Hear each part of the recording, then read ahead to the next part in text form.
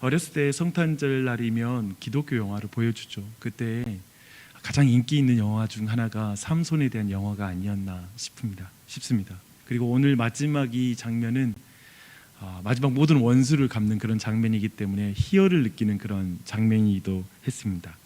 그런데 그 영화가 그린 것과는 달리 성경의 내용을 볼 때 사실 이 마지막 장면은 굉장히 슬픈 음악이 흐르면서, 어쩌면 영화를 만든다면 슬픈 음악이 흐르면서 이 모든 장면이 그려지는 게 맞는 것 같습니다. 우선 이 삼손이라는 인물 한번 처음부터 쭉 그 인물을 살펴보면서 왜 마지막 장면이 슬픈지에 대해서 한번 살펴보기 원하는데요. 사실 삼손은 어두운 시대를 바뀔 특별한 사명을 가지고 태어난 사람이었습니다. 그 당시 시대가 얼마나 어두웠는지는 13장 1절 2절을 보면 나오는데요. 여호와의 눈앞에서 자기의 소견에 옳은 대로 하는 그런 시대였습니다. 죄라는 것은 하나님의 눈을 의식하지 않고 자기 마음대로 사는 것이 바로 죄의 본질입니다. 즉 자신이 왕이 되어서 살아가는 것, 그게 바로 죄의 본질입니다. 하나님보다 자신의 생각과 판단, 자신의 지혜와 분별, 그리고 그런 것들, 하나님 없이 네 멋대로 살라라고 말하는 세상의 세계관과 그런 가치관들이 바로 죄의 외침이기도 합니다. 그리고 그것이 하나님보다 더 좋아 보이는 것이죠. 하나님 말씀 지키는 것보다 그렇게 내 마음대로 사는 것이 좋아 보이는 것, 그게 바로 죄된 마음입니다. 근데 이 당시의 시대는 얼마나 이제 악해졌는지 보여주는 것은 블레셋의 지배를 당했으나 하나님께 부르짖질 않습니다. 굉장히 나빠진 거죠. 우상을 섬기다가 그 우상으로 인하여서 고통을 당하면 여호와를 찾고 부르짖었는데 이제 그분을 부르짖지 않을 정도로 부패한 시대가 바로 이 마지막 사사 시대입니다. 그래서 여러분 사사 시대 쭉 보면 점점 더 그 시대가 악해지는 걸 보게 되고요. 더하여서 사사도 악해지고 있다는 사실을 발견하게 돼요. 그래서 그 끝판왕이 바로 삼손이기도 합니다. 근데 이런 시대를 감안하고요, 이 시대의 특별한 부르심을 보여주는 건 뭐냐면 아무도 하나님을 구하지 않고 있잖아요. 그래 놀랍게도 하나님이 긍휼로 이스라엘을 찾아오세요. 즉 이스라엘의 형편과 꼭 닮은 불임 가정에게 하나님이 찾아오십니다. 마노아 가정인데요, 사실 이 마노아라는 이름은 안식이라는 뜻을 가지고 있는 가정입니다. 그런 의미에서는 이 안식이 없는 가정에 하나님이 찾아온 거예요. 그럼 마치 이스라엘이 이름이 하나님을 이겼다, 그래서 하나님과의 관계를 상징하는 그런 이스라엘인데, 이스라엘이 지금 불임 상태라는 거예요. 그걸 보여주고 있는 한 가정을 찾아오십니다. 그리고 천사를 통해서 아기가 태어날 걸 예고가 되고 있죠. 근데 성경에 천사를 통해서 그 수태고지가 이루어지는 그런 사례는 많지가 않습니다. 구약에 보면 야곱이, 또 리브가, 그리고 이삭이 있던 한 해 전에 그렇게 주어지는 장면이 있고요. 그리고 삼손과 신약에서는 세례 요한이 있습니다. 근데 이스라엘의 사사가 될 인물로 그는 정해집니다. 그래서 나시린으로서 머리카락에 삭도를 대서는 안 되는, 그래서 구별된 거룩한 사사라는 걸 보여주고 있고요. 그는 이스라엘의 구원자로서의 사명을 갖죠. 힘만 좋은 군사 지도자가 아니라 거룩하게 구별된 영적 지도력을 가진 그런 사사가 되어야 했습니다. 그래서 어두운 시대를 밝힐 사사의 정체성은 그렇다면 뭔가요? 이렇게 말할 수 있겠죠. 자기 보기에 좋은 대로 살고 있는 이스라엘에게 하나님 보기에 좋은 인생을 살아야 되는 사사, 그게 바로 삼손의 사명이죠. 또 하나님께 부르짖을 줄 모르는 벙어리 신자들에게 하나님을 의지한 신앙을 모범으로 보여줘야 될 사사일 것입니다. 그리고 생명을 낳지 못해 미래가 없는 불임 교회에게 생명을 낳고 영적인 자손들을 남기는 그 사명을 이루어야 되는 사사라고 말할 수 있을 것입니다. 마지막으로는 단순히 압제에서 벗어나는 것이 신자의 해방이 아니라 하나님을 왕으로 모신 종으로 살아가는 사사, 그것을 보여주는 것이 바로 지금 삼손의 사명이라고 볼 수 있을 것입니다. 근데 아까 말씀드렸죠, 이제 삼손은 또 타락한 그 사사의 끝판왕을 보여주고 있습니다. 그의 인생을 14장 1절부터 쫙 보면요, 자기 보기에 좋은 대로 행하는 사사의 모습을 보여주고 있습니다. 딥나의 한 여자의 외모만 보고 결혼을 결심해요. 그리고 가사의 또 기생을 보고 밤중까지 그 여성의 몸을 탐닉하고 있습니다. 막 여자를 바꿔가면서 하죠. 그렇죠. 자기 보기에 좋은 대로 행하는 사람입니다. 두 번째로는 부정한 것을 만지고 즐기는 삼손의 모습을 또 보여주고 있습니다. 이가 14장 6절을 보면 포도원에 가다가 사자를 죽이게 됩니다. 그리고 나서 사자의 사체에 있는 꿀을 먹고 나서 부모님께 그 꿀을 갖다 주는 사건이 있습니다. 근데 사실 이걸 부모에게 알리지 않았다는 걸 강조하고 있거든요. 사실 시체, 또 짐승의 시체에서 뭔가를 얻어서 주는 것은 부정한 일이기 때문에 사실 이 말은 뭐냐면 사사도 알고 있다는, 그 삼손도 알고 있는 거예요. 이 꿀이 자기는 먹더라도 부모를 드리면 안 되는 거잖아요. 최소한 양심이 있으면. 근데 상관없는 거예요. 다른 사람이 부정해지는 것까지도 기꺼이 상관없이 사랑하는 부모님을 부정하게 만드는 것도 전혀 문제 안 되는, 실용적으로 꿀이 맛있으니까 이거 갖다 주면 좋겠다 하고 경건에 대해서는 신경 쓰지 않는 그런 사사인 것이죠. 하나님의 눈을 의식하지도 않고요, 또 부모의 눈도 의식하지 않습니다. 5계명을 아주 무시하는 아들입니다. 그런 모습을 보여주고 있습니다. 세 번째로는 그는 이스라엘의 사사가 아닌 남자 사람으로만 살고 있는 것을 보게 됩니다. 새 여자와 얽힌 인생이에요, 삼손의 인생이라는 게. 그리고 그가 뭐 하는 짓이란 게 뭐냐면 새 여자와 얽히다가 기분 나빠서 블레셋 사람 때려 죽이는 거예요. 뭐 그런 식의 그 삶을 살아가게 됩니다. 그래서 이스라엘을 사랑하는 인생이 아닌 새 여자를 사랑한 인생, 그걸 보여주고 있죠. 여자의 사랑을 받기 위해 사사로서의 모든 정체성과 이스라엘을 버린 인생이 바로 삼손이기도 했습니다. 그래서 16장 17절 보면 그 여인에게 진심을 마지막에 보이잖아요. 자신의 힘의 근원을 볼 때 그 진심을 보이거든요. 근데 그것은 사실 어떤 면에서 하나님은 그 진심, 마지막 그 진심에서는 완전히 모든 걸 넘겨버리는 거죠.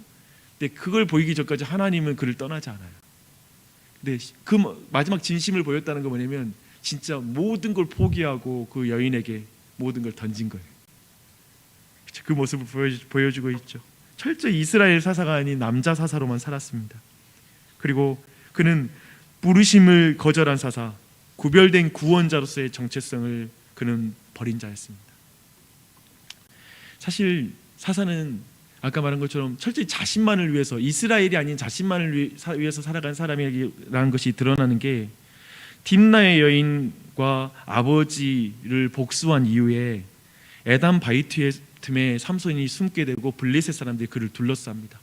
그때 이젠 유다가 와서, 유다 지파의 대표들이 와서 대화하는 장면이 15장 11절로 13절에 나와요. 근데 그때 이스라엘과 함께 블레셋과 싸워야 할 사사를 잡아서 유다가 바쳐야 되는 상황이 되는 거예요. 그러니까 자기 사사를 바쳐야 돼요. 그럼 비참한 일이죠, 그렇죠?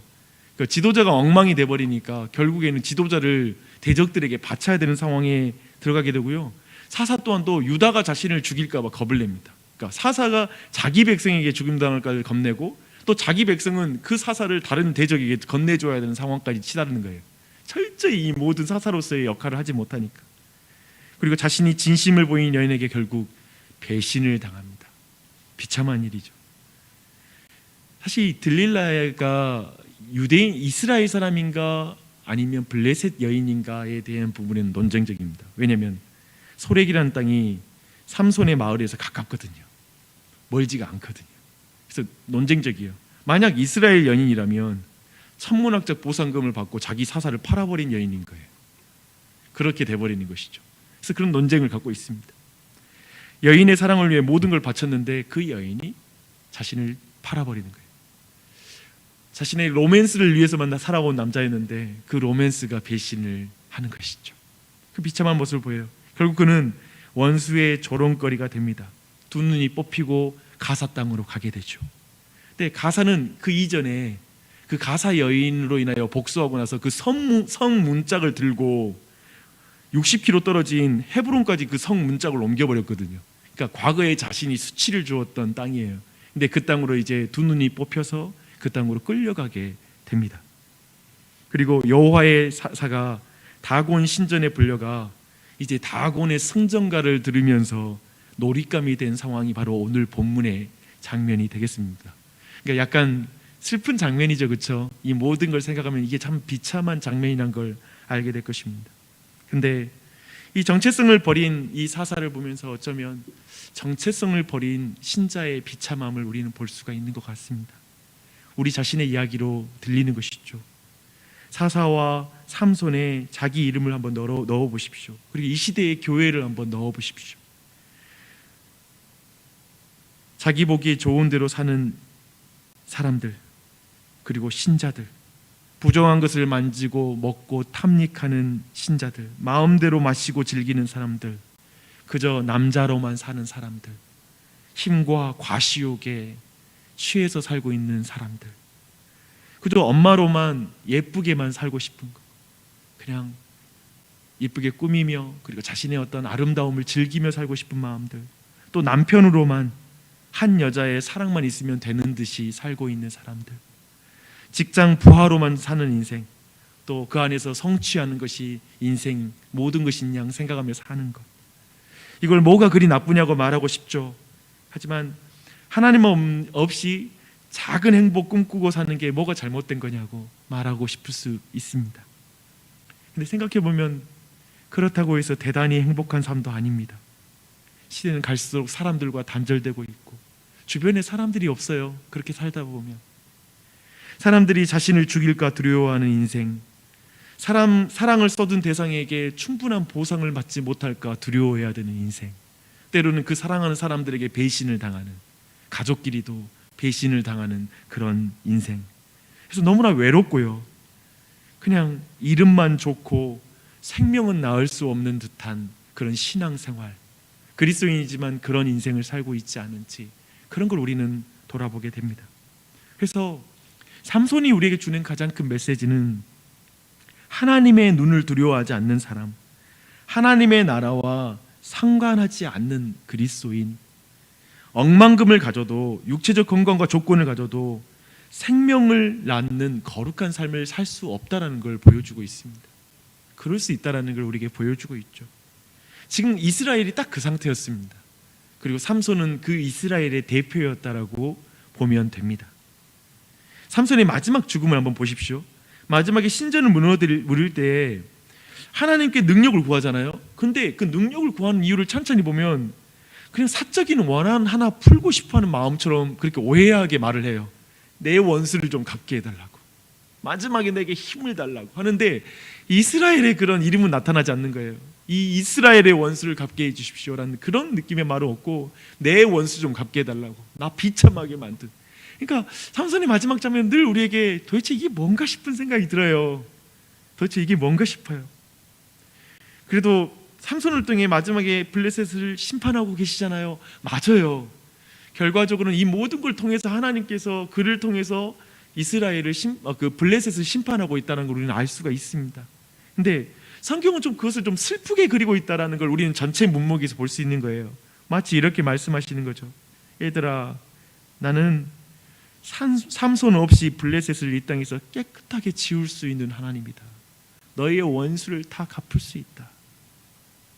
근데 사실 나중에 지난번 우리가 봤던 블레셋과 이스라엘 전쟁에서 블레셋이 법궤를 가져갔을 때 나중에 이 동일한 장면이 재현되거든요. 근데 그때 하나님이 다 하시잖아요. 그 메시지 분명히 있어요. 내가 내 손으로 다 너희 원수를 다 깨끗하게 다 청소할 수 있다. 그처럼 이 세상을 완전히 끝장내고 없앨 수 있다. 그러나 나는 삼손을 통해 이스라엘을 구원하고 다스리고 싶었단다. 삼손을 단순히 일꾼으로 부르는 것이 아니다. 도구로 부르는 것이 아니다. 나는 삼손을 나를 꼭 닮은 사사가 되길 바라며 그를 불렀다. 그리고 그에게 이스라엘을 구원할 강력한 힘을 주었다.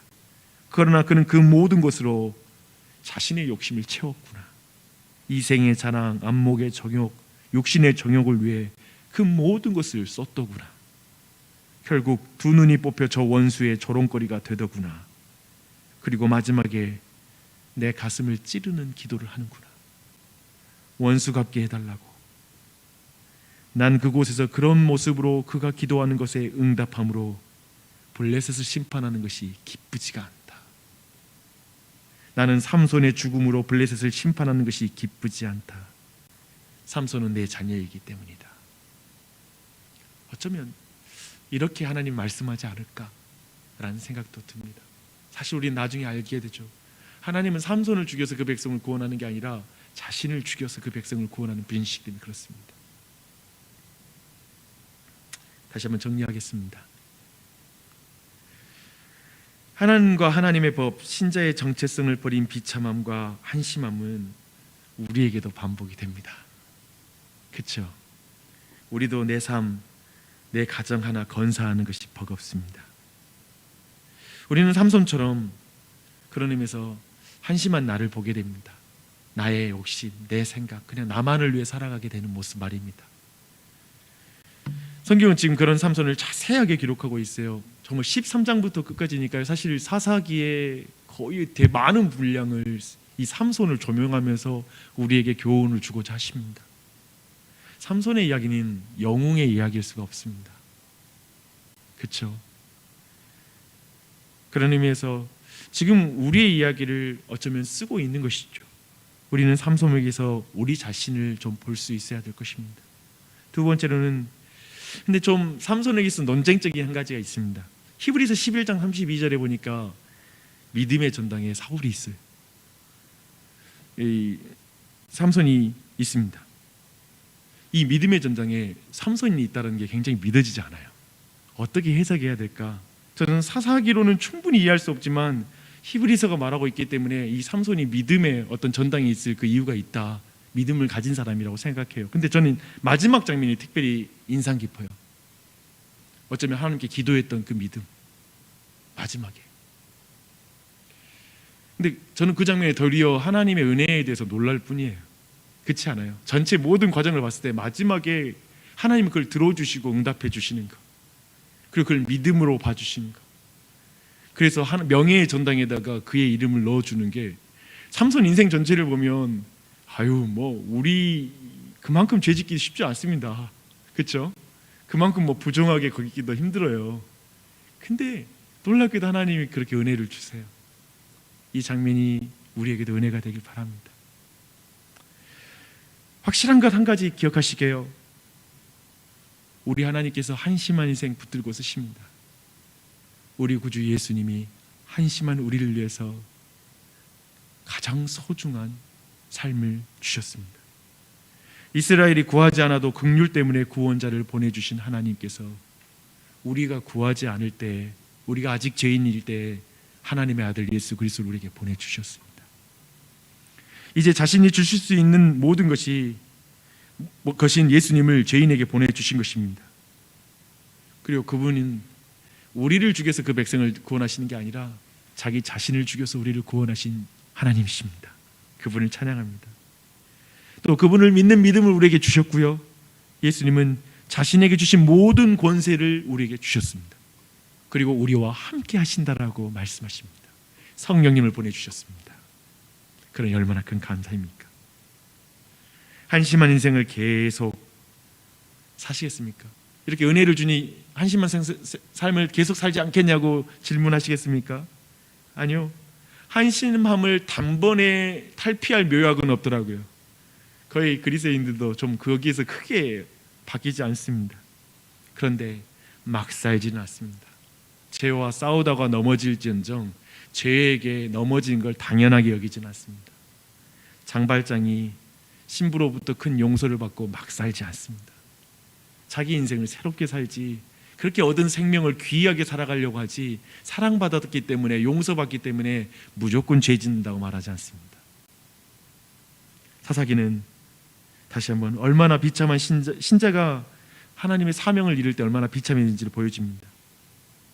사실상 삼손은 사사정이라는 하나님 나라의 그 정치잖아요. 사사를 통하여 다스리는 정치 불능 상태로 만들어버립니다. 그리고 이제 왕정으로 가요. 우리에게 그 개인에게서 우리가 본받을 것은 많지 않습니다. 도리어 하나님이 답이구나, 하나님의 은혜가 필요하구나 하는 사실을 더욱 발견합니다. 그러니 하나님을 왕으로 모시고 하나님의 뜻에 따라 사는 것을 기뻐하십시오. 그리고 다시 한번 이 삼손을 보면서 우리가 뭘 넣고 기도해야 될지, 오늘도 우리 가정을 위해, 자녀를 위해, 그리고 하나님을 위해 어떻게 우리 교회를 위해서 어떻게 기도해야 될지를 다시 한번 생각해 보십시오. 그리고 정말 이 세상은 사사시대잖아요. 자기 소견에 옳은 대로 행하는 시대. 이 시대 속에서 하나님을 왕으로 모시고 사는 게 무엇인지를 돌아보면서 기도하는 이 아침이 되시기를 바랍니다. 그래서 여러분의 삶에 생명이 가득하기를, 불임 상태인 이 시대 속에서 생명을 낳는 가정, 여러분, 그리고 우리 교회가 될 수 있도록 여러분이 기도해 주시기를 부탁드립니다. 기도하겠습니다.